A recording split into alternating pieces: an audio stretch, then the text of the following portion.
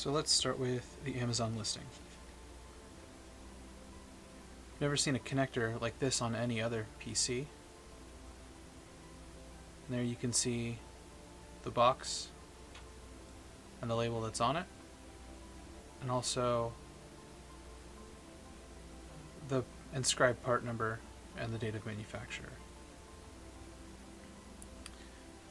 So from all the research I've done, this appears to be a module for a headlight for either a Lexus or a Toyota.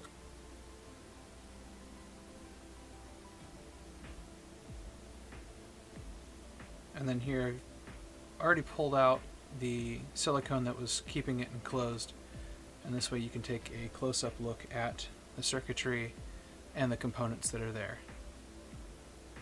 This, I think, is not a solid-state drive or a rotational hard drive or anything that it's saying that it is, which leads me to believe that it's a scam. If you have any more information, throw it in the comments. Like and subscribe if you want more content like this.